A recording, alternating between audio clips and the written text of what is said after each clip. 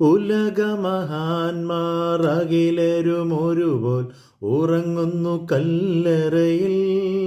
നമ്മൾ ഉന്നതനേശു മഹേശ്വരൻ മാത്രം ഉയരത്തിൽ വാണിടുന്നു.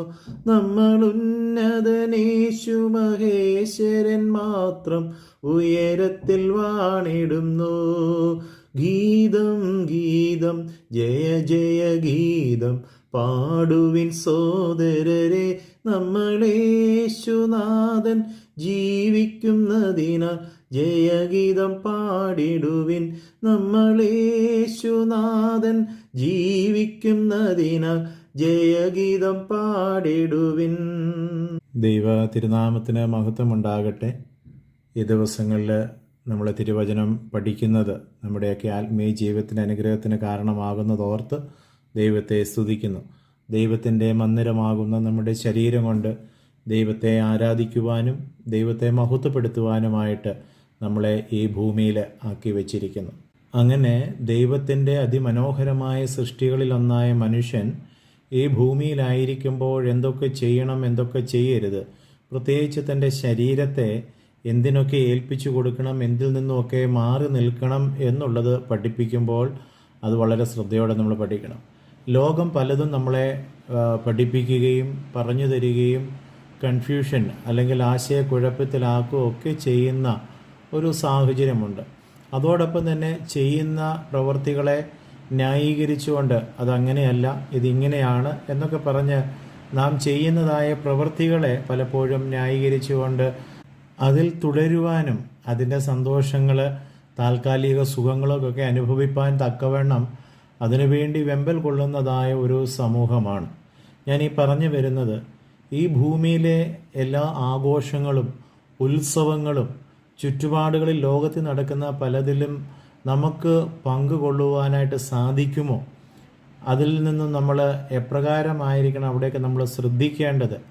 ഇതൊക്കെ ഒന്ന് പറയുവാനായിട്ടാണ് ഞാൻ ആഗ്രഹിക്കുന്നത്. പ്രത്യേകിച്ച് നമുക്കിന്ന് അറിയാവുന്നതുപോലെ ഈ വരും ദിവസങ്ങളൊക്കെ ഓണമെന്ന ഒരു വലിയ ആഘോഷത്തിൻ്റെ തിമിർതിയിലാണ്. അതിൽ മലയാളികളൊക്കെ ഓണം ആഘോഷം, മലയാളികൾ എവിടെയായാലും ഓണം ആഘോഷിക്കണമെന്നും അത് മലയാളികളുടെ ഉത്സവമാണെന്നും ഒക്കെ പലതരത്തിലുള്ളതായ പഠിപ്പീരുകളും കാര്യങ്ങളും ഒക്കെ ഉണ്ട്.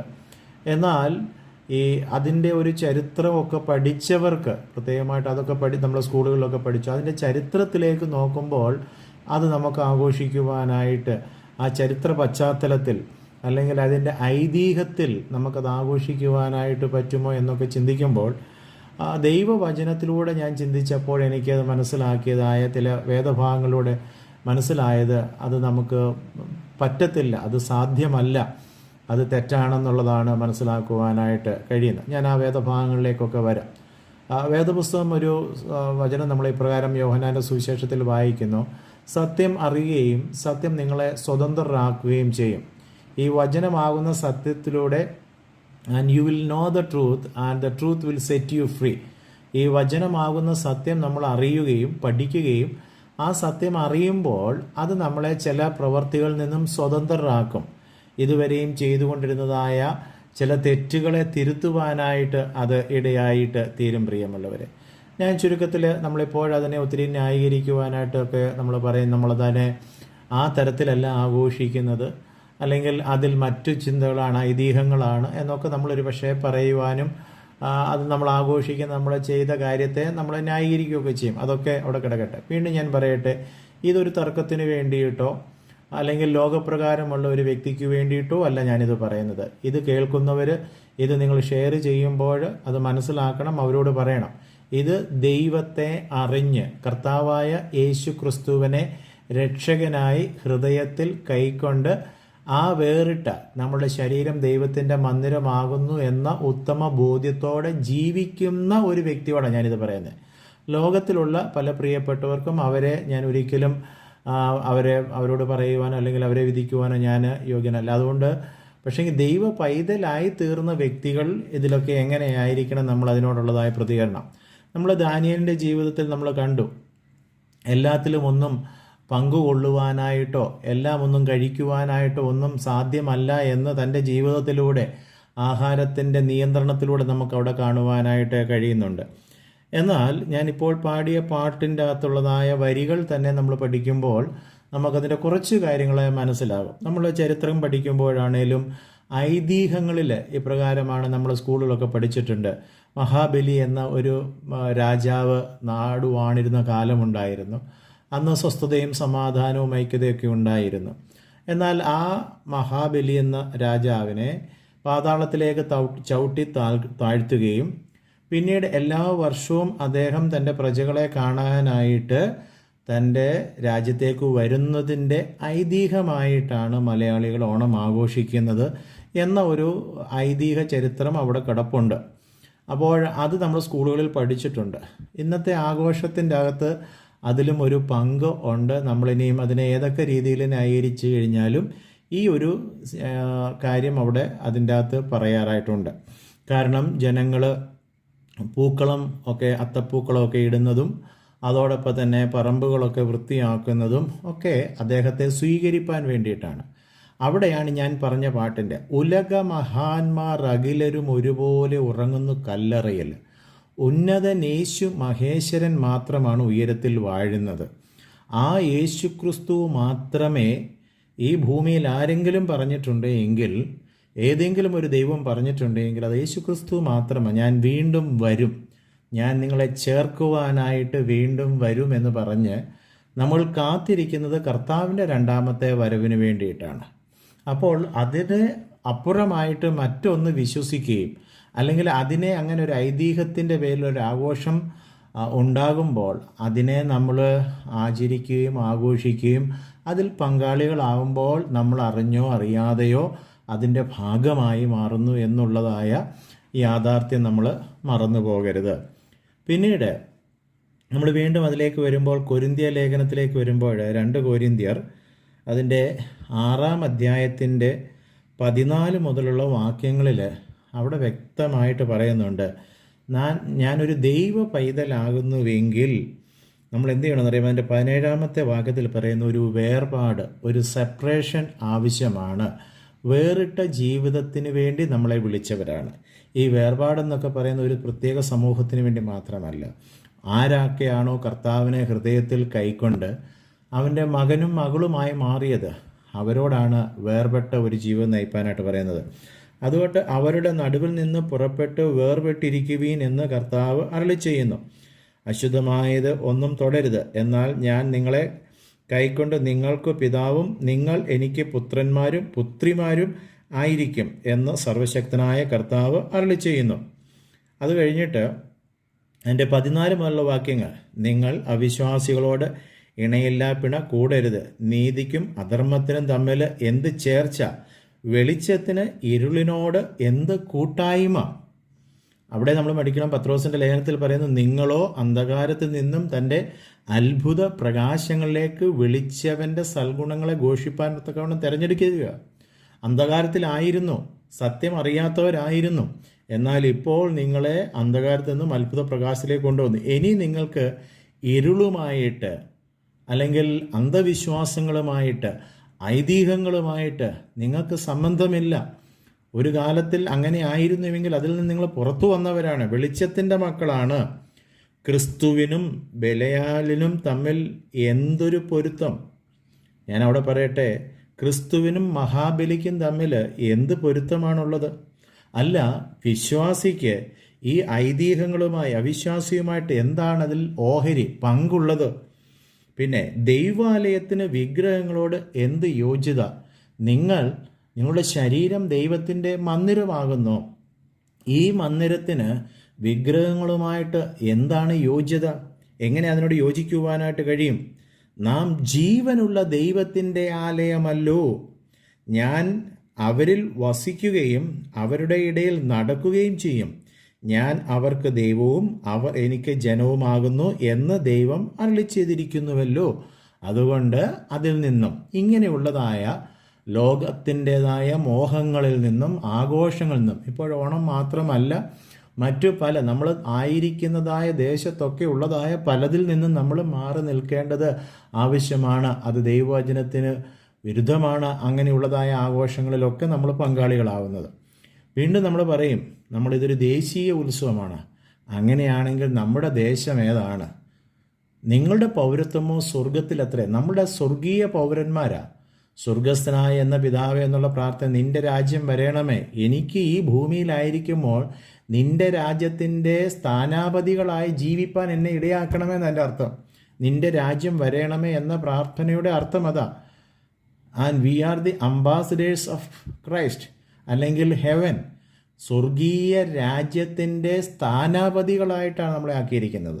അപ്പോൾ നമ്മുടെ സംസ്കാരവും നമ്മുടെ പ്രവൃത്തികളും നമ്മുടെ നിലവാരവുമൊക്കെ ആ സ്വർഗീയമായ പൗരത്വത്തിന് അനുയോജ്യമായിരിക്കണം. അതാണ് അവിടെ ഒരു വേർപാട് ആവശ്യമാണ്. പിന്നെ ഇത് നിങ്ങൾക്ക് മനസ്സിലാവും. ഇത് കേൾക്കുന്ന പ്രിയപ്പെട്ടവരെ, നമ്മുടെ ജീവിതത്തിൽ വചനം പഠിക്കുമ്പോൾ ഇത് സത്യമാണെന്നും അതിലൂടെ ഈ യാഥാർത്ഥ്യങ്ങളെ തിരിച്ചറിയുകയും ആ സത്യം നമ്മളെ സ്വതന്ത്രരാക്കുകയും ചെയ്യേണ്ടതായ ഒരു സമയമാണ്.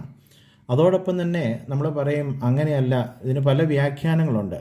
അപ്പോൾ ഞങ്ങൾ മഹാബലിയെ വിശ്വസിക്കുന്നില്ല, അല്ലെങ്കിൽ അങ്ങനെയുള്ള ഐതിഹ്യങ്ങളൊന്നും ഇതൊരു ഉത്സവമായിട്ട്, ഇതൊരു സമൃദ്ധിയുടെ ഉത്സവമായിട്ടാണ് ഞങ്ങൾ ഓണം ആഘോഷിക്കുന്നത് എന്ന് ചിലരെന്നോട് തർക്കിച്ചിട്ടുണ്ട്.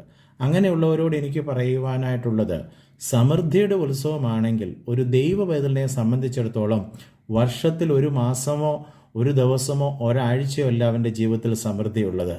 ബാലസിംഹങ്ങളും ഇരകിട്ടാതെ വിശന്നിരിക്കും. യഹോവയെ അന്വേഷിക്കുന്നവർക്കൊരു നന്മയ്ക്കും കുറവ് വരികയില്ല. നീതിമാന്റെ സന്തതി അപ്പം ഇരക്കുകയില്ല. അവൻ മേൽത്തരമായ ഗോതമ്പ് കൊണ്ട് നിങ്ങളെ ഭോഷിപ്പിക്കുന്നു. അങ്ങനെയൊക്കെ നമ്മൾ നോക്കിക്കഴിഞ്ഞാൽ പ്രിയമുള്ളവരെ, നമ്മൾക്ക് സമൃദ്ധിയുടെ ദിവസങ്ങൾ എപ്പോഴുമുണ്ട്. ഒരു ദിവസം പോലും നമ്മളെ ദൈവം എന്തില്ല, പട്ടിണിയിലാക്കുന്നില്ല, അല്ലെങ്കിൽ ദാരിദ്ര്യത്തിലൂടെ കടന്നു പോകുവാനായിട്ട് അനുവദിക്കുന്നില്ല. നമ്മളെ മേൽത്തരമായതുകൊണ്ട് ഭോഷിപ്പിച്ച് സമൃദ്ധിയിലൂടെ നടത്തുന്ന ഒരു ദൈവമാണ്. അപ്പോൾ നമുക്കെന്നും ഇതൊരു ആഘോഷത്തിൻ്റെതായ അനുഭവമാണ് എന്നോർത്തുകൊള്ളണം. അപ്പോൾ ഒന്ന്, ഐതിഹ്യത്തിന് നമുക്ക് സ്ഥാനമില്ല. ക്രിസ്തുവിനും മഹാബലിക്കും തമ്മിൽ എന്ത് പൊരുത്തമാണുള്ളത്? പൊരുത്തമില്ല. ഇനിയും അത് സമൃദ്ധിയുടെ ഉത്സവമാണെങ്കിൽ ദിവസവും നമ്മളത് ആഘോഷിക്കുവാനായിട്ട് ബാധ്യസ്ഥരാണ്. ദേശീയ ഉത്സവമാണ് എങ്കിൽ അത് നമ്മുടെ പൗരത്വം സ്വർഗത്തിലാണ്. സ്വർഗീയമായ ചിന്തകളായിരിക്കണം നമ്മളെ ഭരിക്കേണ്ടത്. സ്വർഗീയമായ ആ അനുഭവത്തിൻ്റെ സ്ഥാനാപതികളായിട്ട് വേണം നമ്മൾ ജീവിക്കുവാനായിട്ട്. അങ്ങനെ ഇനിയും ഇതിനെ നമ്മൾ ആ ഒരർത്ഥത്തിൽ മനസ്സിലാക്കി. അതുമാത്രവുമല്ല, അന്ധകാരത്തിൽ നിന്ന് അത്ഭുത പ്രകാശത്തിലേക്ക് വന്നവരെ പറ്റി പറയുന്നത്, അതുകൊണ്ട് അവരുടെ നടുവിൽ നിന്ന്, അവരുമായിട്ടൊക്കെ നമ്മൾ മിണ്ടണ്ടെന്നൊന്നുമല്ല എൻ്റെ അർത്ഥം. കാരണം എന്ന് വെച്ചാൽ നമുക്ക് അതിനോട് ദാനിയേൽ പറഞ്ഞതുപോലെ സാക്ഷ്യം പറയുവാൻ സാധിക്കണം.